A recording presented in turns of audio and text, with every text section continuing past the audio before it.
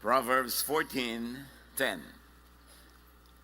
When you are sad, no one else feels the pain. And when you're happy, no one else really feel the joy. Only you understand yourself. You don't really know and understand others. So you really cannot and must not judge others. And you should not be judged by others too. Sinner or saint. It's a matter of point of view. Panginoon, salamat po dahil kayo ang pinakamahalagang nakakakita at sumusuri sa amin. Salamat dahil ang inyong patakaran, ang inyong pamantayan, ang ginagamit na panukat sa amin. Turuan niyo kami, Panginoon, na bumukas ang aming pangunawa sa nararamdaman, sa kalagayan ng kapwa, maging ng aming sarili. Sa sandaling ito, patuloy niyo po kaming pakalinisin at paliwanagan ng hiwaga ng kapangyarihan ng inyong karunungan. Be our teacher, our preacher, our healer. We seek you, Father, in the name of your Son, Jesus. Sinner or saint? Pag nanunuri tayo sa ating sarili na nanalamin, anong tingin niyo sa sarili? Saint o sinner? Pag tinitingnan natin ating kapwa, ano ang label na inilalagay natin? Genesis 16:1-4. Isang kasaysayang napakatanda at napakalayo na sa atin sa panahon at sa lugar, pero malapit sa ating puso ang aral. Hindi magkaanak si Sarai na asawa ni Abram. So problema niya yon. Ngunit mayroon siyang aliping babae na taga-Ehipto na ang pangalan ay Hagar. Sinabi niya, Abram, my husband, dahil pinagkaitan ako ni Yahweh ng anak, ang alipin ko ang sipingan mo. Baka sakaling magkaanak siya para sa akin. Pumayag si Abram sa sinabi ni Sarai. May problema naman ngayon si Hagar kasi gagawin siyang paanakan. At ipinaubaya nga ni Sarai ang kanyang asawa, sa kanyang asawa si Hagar upang maging asawang lingkod. Kaugalian nila yan nung araw pagka ang senyora hindi magkaanak, si Yayadab papaanakan sa kanyang husband at kanya na yung anak. Paanakan lang talaga yung alipin. So matapos sipingan ni Abram si Hagar, nagdalang tao nga ito. So Hagar becomes an accessory in the system. Remember that any social system, any tribal system, even religious system, favors a certain sector in society, and generally it favors peace and order. Para magkaroon ng kapayapaan sa community, meron talagang mga nalalagay sa sacrificial positions. So, Hagar was the woman which at that point, and up to now in many areas, means weak. She was a slave, and she was a foreigner. So, she was 3 times over weak compared to Abram and compared to Sarai. So, you see there's such a thing as an ancient culture and morality. Maging sa Biblia, maraming mga moralidad na noon ay pwede at maganda, pero sa paglipas ng panahon, dapat nag-iiba ang application kasi naiiba ang tunay na kalagayan ng mga tao. Ngayon ba, gagawin niya ng mga Christian, gagawin lang model? Si Abram, si Sarai, si Hagar? No. Kahit nasa Biblia pa yan noon, hindi ibig sabihin, lahat ng panahon, lahat ng oras, applicable. Dahil naiiba ang ibig sabihin ng ikinabubuti ng buong lipunan. Kasi noon, lalo mayaman ka, hindi ka magkaanak, wala magmamana. Sa Israel, napakahalaga ng lupa, napakahalaga ng mana, so kailangan magkaroon ka ng tagapagmana. Kaya kahit noon, ikaw ay may kapatid na lalaki, namatay, kailangang anakan mo yung asawa niya para magkaroon ng anak yung kapatid mong lalaki sa kanyang asawa na ikaw ang naging kasangkapan. Ngayon, hindi rin yun ganon. So, hindi lahat ng nakasulat dyan sa Old Testament, i-apply mo na lang na bulag-bulagan ngayong araw na ito kasi naiiba ang lakad ng panahon. Maging sa loob ng Biblia. Noong Old Testament, sobrang higpit sila sa mga sabat-sabat. Noong panahon ni Jesus, kinancel na niya. So, hindi ibig sabihin, biblical yan. So, sabi ng Bible, batuhin natin siya. Noong araw yun, sa isang malayong panahon, sa isang malayong lugar, at sa ibang konteksto at sitwasyon. That's why you've got to contextualize the reading of Scripture. Pag hindi, pag buong bulag mong in-applyan ngayon, magiging malupit ka, magiging wala ka sa lugar, tapos sasabihin mo biblical. Kailangan nag-iisip. So, there was context of Scripture. At the time, it was all right, but in other times and other places, not all right. So, kailangan, tingnan mo, ang mga kautusan noon, ang mga pwede, ang mga all right, dala ng pangangailangan ng buong lipunan. And at that time, the people were so few, kailangan mag-survive ang kanilang tribu, ang kanilang pamilya, kaya kahit ano na lang paraan para magkaanak, gagawin nila. Kaya dahan-dahan sa pag-a-apply ng Biblia. Lalo kung ang application is on Jesus, unkind, dahil hindi mo sasabing sabi yan ng verse. Kasi marami ring verses na iniba na ni Jesus ang application, pinabait. Genesis 16, 4-6. So nagdalang tao si Yaya. Subalit nagmalaki si Hagar at hinamak nito si Sarai. Siyempre, siya na ngayon ang nagdadala ng bata. Siya na ngayon ang bida. Ngayon, may problem si Sarai. Yung same problema, palipat-lipat lang ang kandungan. Dahil dito, sinabi ni Sarai kay Abram, ikaw ang dahilan ng paghamak ni Hagar sa akin. Samantalang ideya niya to. Alam mong ako ang nagkaloob sa iyo ng alipin kong ito. Bakit niya ako hinahamak ngayong siya'y nagdadalang tao? Nagkaroon ngayon ng problema sa Abram. 2 babae sa kanyang bahay. Natural, para siya nasa pagitan na nag-uumpog ang bato. At sumagot si Abram, alipin mo naman siya, kaya gawin mo sa kanya ang gusto mo. Pinagmalupitan nga ni Sarai si Hagar. Kaya ito'y tumakas. So nagdadalang tao, tumakas ang babae dahil hindi niya makaya ang pagmamalupit ng kanyang among babae. As we can see, man's ways can lead to trouble. Sarai took revenge, and then Hagar escaped.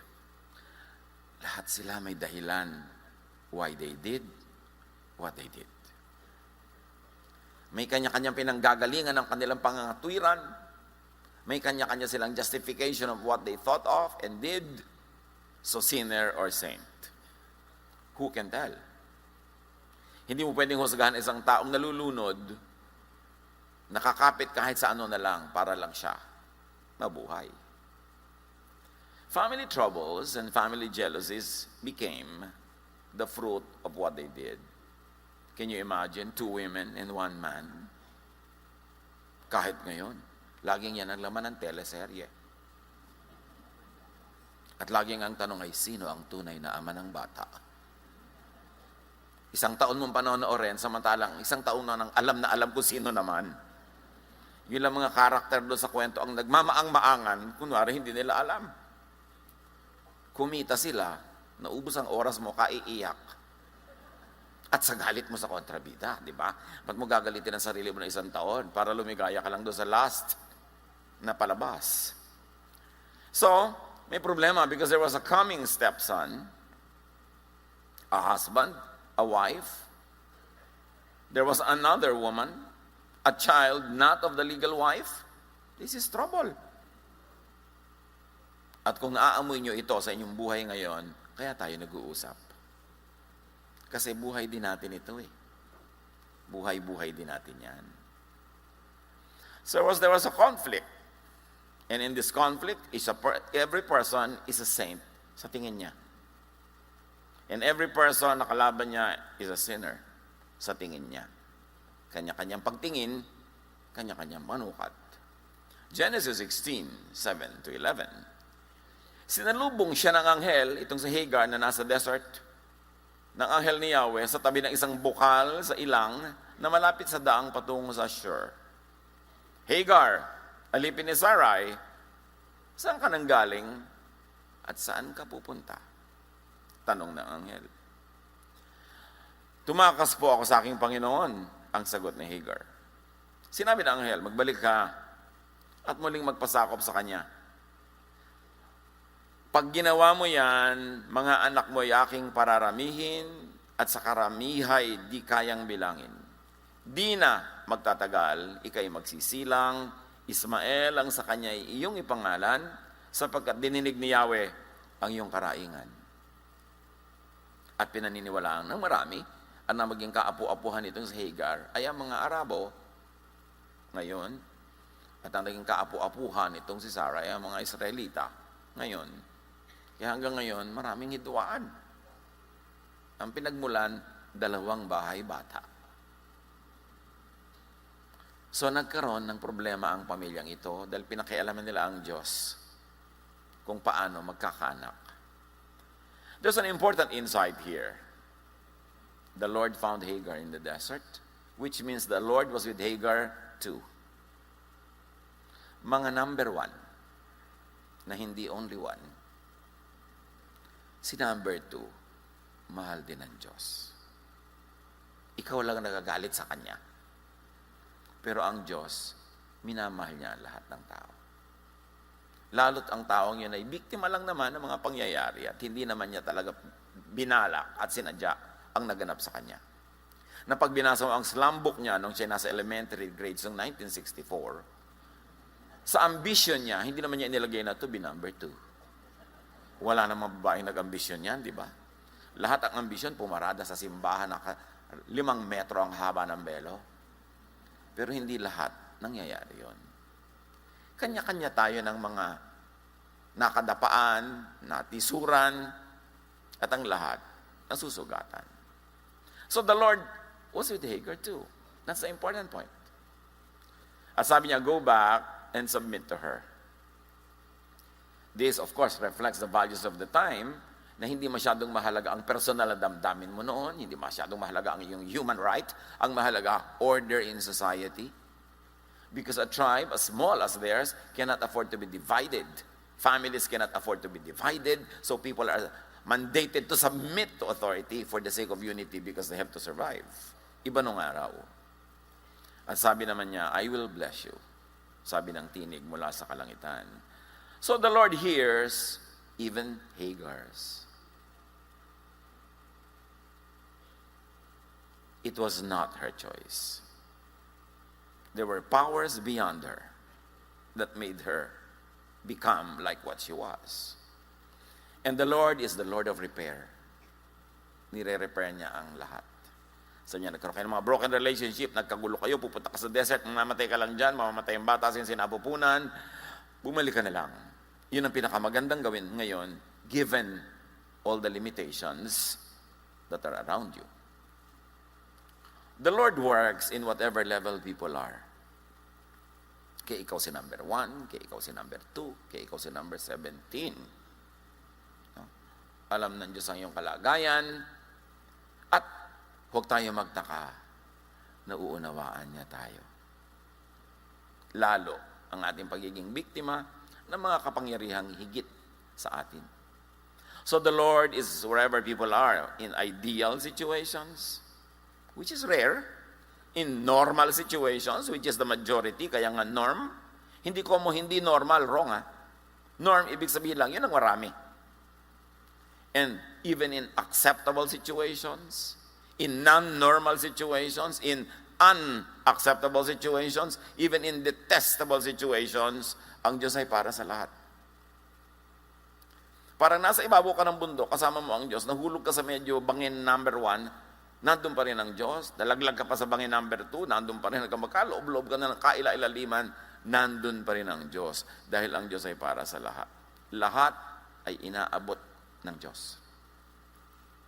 Psalm 139, 7-10. Where can I go from your spirit? Where can I flee from your presence? The answer is nowhere. If I go up to the heavens, you are there. Mataas yun. If I make my beds in the depths, you are there. Kahit sa ilalim ng dagat ako sumisid, nandun ka pa rin. If I rise on the wings of the dawn, if I settle on the far side of the sea, even there, your hand will guide me. Your right hand will hold me fast. Kapatid, nasan ka ngayon? Nasa kataas-taas ka bang rurok ng napakagandang kalagayan? O nasa kaila-ilalimang ka ng mga imbornal, o nasa gitna, kasama mo pa rin ang Diyos.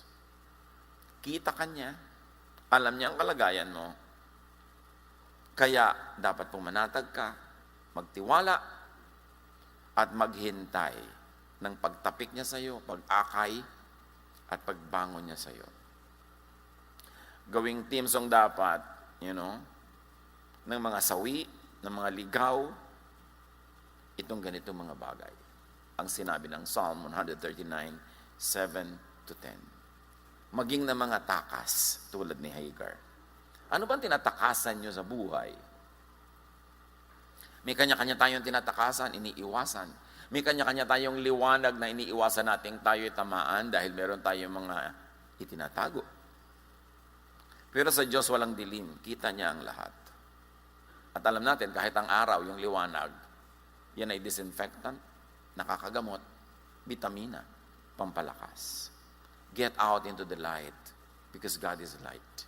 Do not pretend that you can hide in the dark because there is no darkness in God.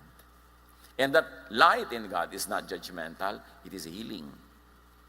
Kaya mabuti pa, lalong lumapit sa Diyos, lalong ipagtapat at ipahipo sa Diyos kung ano man ang ating mga dinaramdam sa buhay.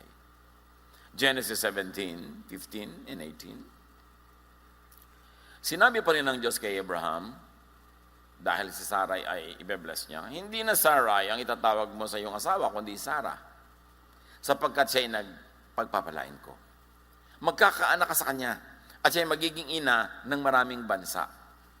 Ito ang paraan ko para ka magkaanak, hindi yung nag-i-improvise kayo, nagkakagulo tuloy ang buhay niyo. Genesis 21, 1-3, pinagpala ni Yahweh si Sarah at tinupad ang kanyang pangako. Ayon sa panahong sinabi ng Diyos, si Sarah nga ay nagdalang tao at nanganak ng isang lalaki, kahit matanda na noon si Abraham.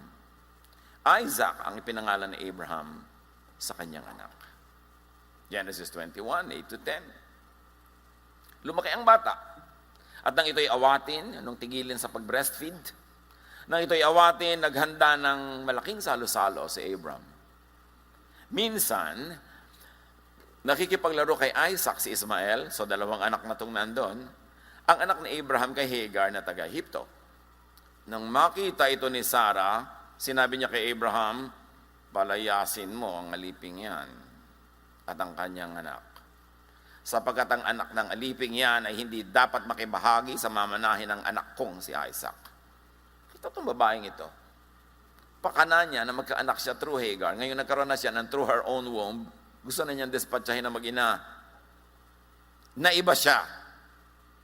Now there's family trouble. Sabi niya, get rid of them.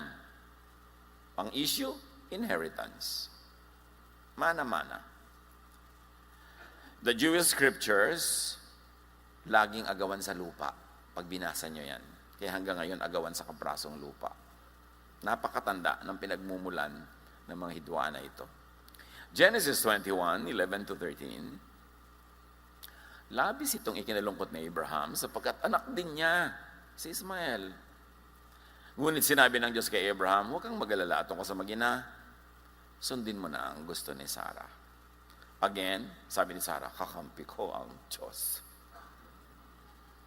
God's original intention before Sarah did the things on her own was for her to have her own child.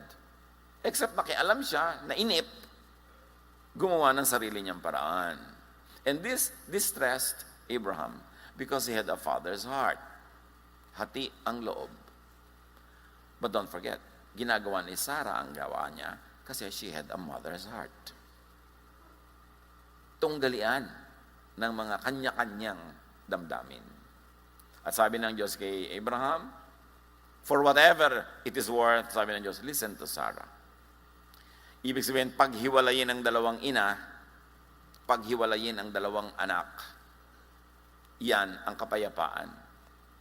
Genesis 21, 14-16. Madaling araw pa lamang, ang mag-ina ay ipinaghanda na ni Abraham ng baong pagkain at inumin. Hanggang saan naman kaya makakaabot yun? Disyerto ang tatawirin ng mag-ina.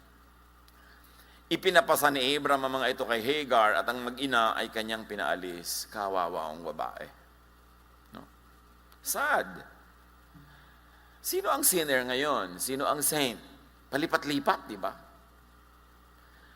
Nagpagala-gala sila sa ilang ng Berseba. Nang maubos ang dalang tubig, Iniwan ni Hagar ang kanyang anak sa lilim ng isang mababang punong kahoy at naupo ng may 100 metro mula sa kinaroroonan ng bata. Sabi niya sa sarili, di ko matitiis sa makitang mamatay ang aking anak. Samantalang nakaupo siyang nag-iisip, umiiyak naman ang bata. Napaka-cinematic. Ang layo niya, naupo siya doon sa malayo, yung bata umiiyak, siya naman humihikbi.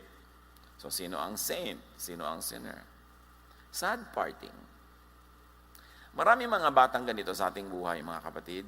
Hindi nila kasalanan kung bakit sila isinilang, tapos sila nagdurusa.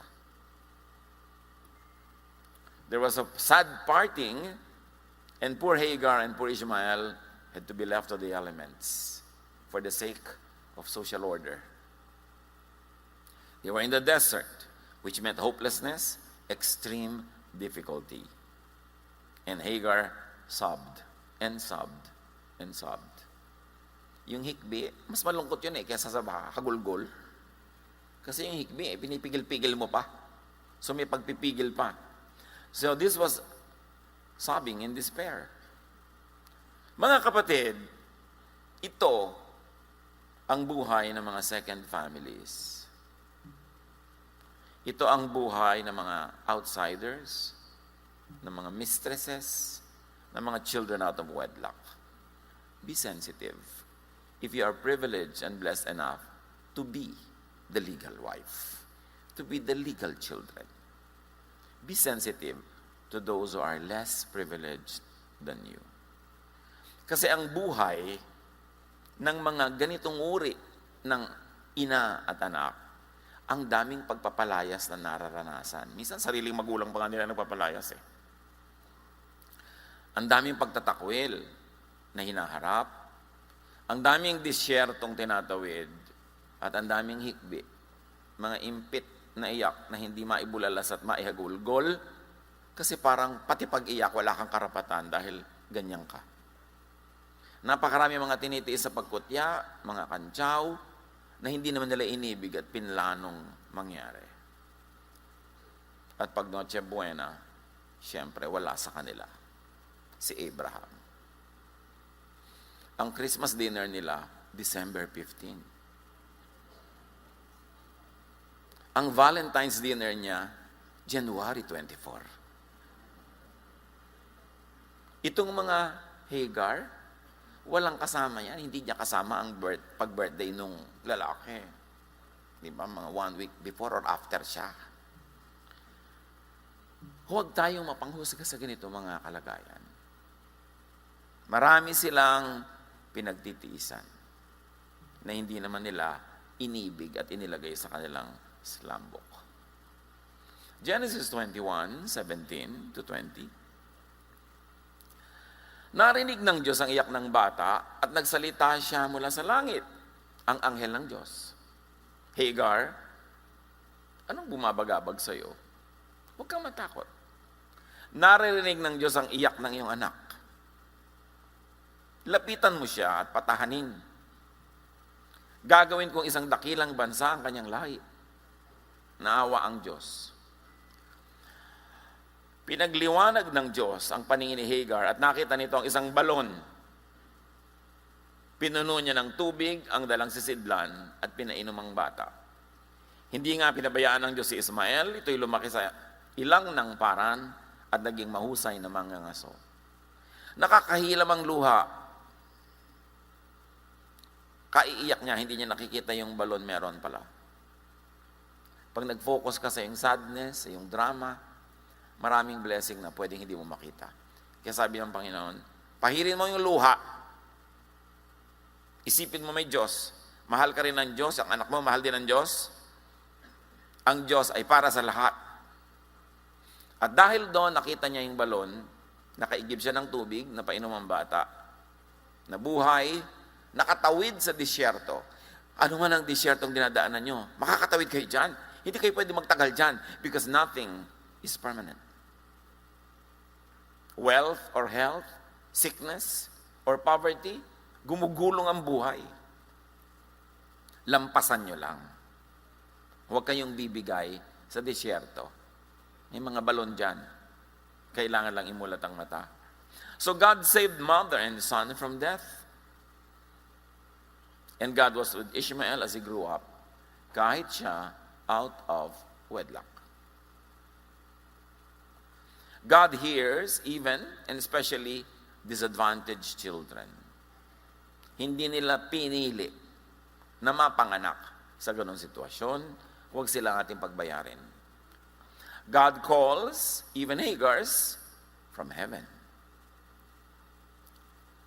Kaya yung sasabihin mo yan, isang maruming babae. Napaka-careless naman na pagtawag yan. Anong malay mo kung bakit siya nagkaganyan-ganyan? Dapat hindi tayo judgmental. So, she lifted up the boy. So, in our case, lift up, not pull down this kind of children. And God opened her eyes and see what God has for you in your own life. Water. Life. That is what gives even in the desert. God was with this boy also. Maraming lessons, mga kapatid, ang kwento. Do not improvise, do not be impatient. Kung naghihintay ka ng blessing, do not make shortcuts that you have to take the route of the devil or a mistaken route. Huwag magsaray. Maghintay. Stick to one spouse, mga Abraham. At kumisan, mga misis na meron ding mga extracurricular. Stick to one para tahimik ang buhay nyo. 1 Timothy 3:2, kailangang isa lamang ang asawa para tahimik. Pero nung araw, di ba, sinasabi nga natin, shifting moralities, para sila dumami, para sa hindi sila maubos, hinahayaang maraming asawa. Kung walang anak sa tunay na asawa, pinapa-anak sa iba, pero iba na. Dahil ang dami na ng tao ngayon, mga nga dapat kapunin ng mga tao. Kaya mga magparami kayo, huwag kayo mag-family planning. 2 pa lang ang tao nung sinabi yun ng Diyos. Tapos inulit yan nung after Noah dahil naubos ang tao. Pero ngayon kahit sa katumingin may tao, magparami pa. Iba na. Another spouse is not God's solution to your problem or to problems and to your needs. No, it will complicate your life. Pero alam nyo na, kung nangyari na, nandun na, hindi na maa-undo, ayusin na lang. Alagaan din ang iyong Ishmael. Hindi pwedeng pabayaan yan. Ang napakahusay na number 1 ay ito. Daddy, alam ko may anak ka sa lawon yun. Huwag mo nang balikan yung babae. Pero pag-aralin mo yung anak mo,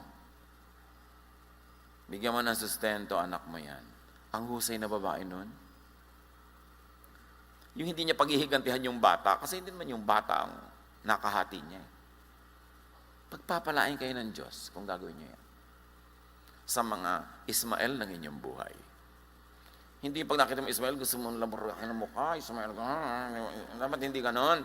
Diba? Kasi kawawa naman yung bata. Should an error be committed, should a child be born out of wedlock, do not punish the child. Note mga legal wife, mga other women, mga stepmother, kahit kaninong matres ng galing ang bata, mahalin nyo. Kasi mahal din niya ng Diyos. In fact, mas ikaw yung naagrabyado dahil napagtaksilang ka, nagkaanak sa iba, mas magnanim mo sa ikaw yung maging mabuti, dumodoble-doble ang pabor sa iyo ng Diyos. At kailangan mga ama na malilikot at kung saan ang dilim sumusuot, support the child. Boyfriend ka, na anakan mo yung girlfriend mo, tapos para ka lamang na nagbihis, iniwan mo na lang, ganun na lang. Pareho kayong pupunta sa dilim, nag-isang anino, tapos kayo yung babae na lang magpapalaki, siya lang lahat-lahat, napaka-irresponsable mo naman lalaki niyan. Kailangan panagutan mo yan. At kung lalaki kang binatang nagkaanak kung kanino, magpapakasal ka ngayon, ipagtapat mo dapat yun sa nobya mo. Hindi yung malalaman na lang niya later. Kailangan fair. Kailangan maayos. Proverbs 13:22, ang matuwid ay nag-iiwan ng pamana hanggang sa kaapu-apuhan. Tinatangkilik mo ang iyong anak. Kaya mahalagang ipagtapat mo doon sa magiging asawa mo o sa asawa mo para hindi mahadlangan na mag-support ka. Kailangan yun. Yun ang godly, yun ang disente. Mga ama, avoid raising children from different mothers in one house. Yung alam mo, para matipid naman tayo, isang kusina na lang. Diba? Mga iba-ibang kulay ng mga anak, may mga kulot, may mga diretso ang buhok, may mga ganito. Tapos ilalagay mo sa isang bahay, Giyera Mundial yan. That's World War III. Formula for trouble. Kung hindi nyo kaya mag-support ng 3 kusina, manahimik kayo. Do not have more than one wife. And if at kung nangyari na, do not have more than one wife in the same house. Gulo yan. May mga ganun pero laging magulo yan. And Hagars should take their proper places. Nabasa nyo na ba yung librong Etiquette for Mistresses? Dapat may etiquette din. Di ba? Yung lumagay ka rin sa lugar kasi nakakaagaw ka talaga ng lugar. So lumugar ka sa lugar para hindi ma-complicate ang mga matter. Tama na talaga na ang Valentine's dinner mo, February 2. Huwag ka na makipag-contest for February 14. Ibigay mo na yon sa legal wife. Dapat lumagay ka sa lugar. Do not be proud and still be submissive because of the order of things. Mga kapatid, remember your Ishmael. Kung may Ishmael, despite your Isaac and despite your Sarah, dapat panagutan. And let us be kinder to Ishmaels, to children born in less usual and less conventional circumstances. Because Jesus was born in this situation. Diba? Si Jesus walang ama. At ang tanong ng lahat sa village na yan, sino ang ama ng bata? Kasi nung pakasalan ni Joseph si Mary, at least 3 months pregnant na. Mary left her village, went to her cousin Elizabeth, at pareho silang nagdadalang tao, at hinantay niya mga anak si Elizabeth bago siya umuwi, kaya buntis na. At nung malaman ni Joseph, sabi ni Mary, alam mo, Holy Spirit ito. Holy Spirit mo, lelong mo. Di ba? Holy Spirit. Wala na, hindi na tuloy ang kasal. Then kinausap ng Diyos through an angel, si Joseph, tuloy ang kasal. Pero 3 months pregnant. Yung mga neighbors, nung nanganak si Mary, sabi niya, teka, saan galing ang batang yan? Ganyan din tayo magbilang, di ba? Kaya nga may ikakasal pa kung may hawak ng laki-laking bulaklak kasi kagampan. Yun ang realidad natin. So, Sarai, be kind to your Ishmael. Mahal din sila ng Diyos. Lalaki rin si Ishmael, Sarah, at tatanda ka. Marami mga stepmother hindi marunong Inaapi yung mga stepchildren. Kasi malaki pa si stepmother, malakas pa, di ba? Malakas pa magbukas ang abaniko. Tsak! Pero tatanda ka. At pagpatanda ka ng patanda, palakas ng palakas yung mga stepchildren mong inapi mo nun. Anong kinabukasan na naghihintay sa'yo? Be kind to yourself if you cannot be kind to others.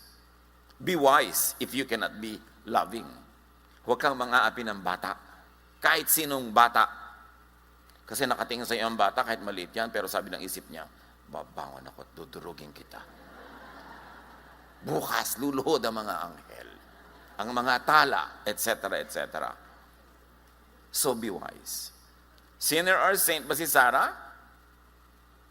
Si Abraham? Si Hagar? Proverbs 14:10, each heart knows its own bitterness, and no one else can share its joy. People are complex. Situations are complex. Proverbs 14:10, when you are sad, no one else feels the pain. And when you are happy, no one else can really feel the joy. Mag-isa ka sa pag-handle ng nararamdaman mo. Kaya huwag mo yung pakialaman ng kapwa sa pag-handle niya ng nararamdaman niya. Hindi mo alam. Wala kang muang sa tunay na nangyayari sa buhay ng kapwa. Everyone has a story. Everyone has a need, a dream, a longing, and everyone makes mistakes. Everyone could get hurt and be hurting. Everyone could be a victim of the system. Depende lang sa tumitingin kung sino ang bida at kontrabida. Be sensitive to people's situations. Be understanding. Be forgiving. And be giving. Maraming tao kung saan-saan nasusuot, dala lang ng pangangailangan. Ang nalulunod, survival lang ang layon, walang iba. Galatians 6:2, carry each other's burdens, and in this way you will fulfill the law of Christ. Ikaw ba ay isang Sarai, or Abram, or Hagar, or Ismael, or Isaac? Ngayon, kahapon, bukas, o paminsan-minsan, o lagi-lagi? Para tayong mga taong inaanod ng agos. Hindi laging ikaw ang nagpapasya kung saan ka masasadlak. Matthew 7:1-2, do not judge, or you too will be judged. For in the same way you judge others, you will be judged. And with the same measure you use, it will be measured to you. Kung isang Sarah, isang Hagar, isang Ismael, forgive and move on. Do not dramatize your life. It's already dramatic. Do not problematize everything that happens in your life. Just move on. Keep moving. Because our days are numbered. Bilang ang araw natin dito sa lupa. Maximize your happiness. Minimize your pain. And do the most good. Then meet your Maker. Ganyan ang buhay. Tangkilikin natin, tulungan natin ang isa't isa. We are all just trying to survive. Lord, turuan niyo po kami na maging maunawain, lawakan ng isip, lakihan ng spasyo sa aming puso para magmahal, magpatawad, magbigay, at kami man tumanggap ng ganung mga pagpapala. So that in this short life and numbered days here on earth, we can have the most blessing, give the most blessing to others, and glorify you. Pagbulay-bulayan natin ang application nito sa ating mga buhay sa ilang saglit ng pakikipagnig sa Espiritu ng Diyos.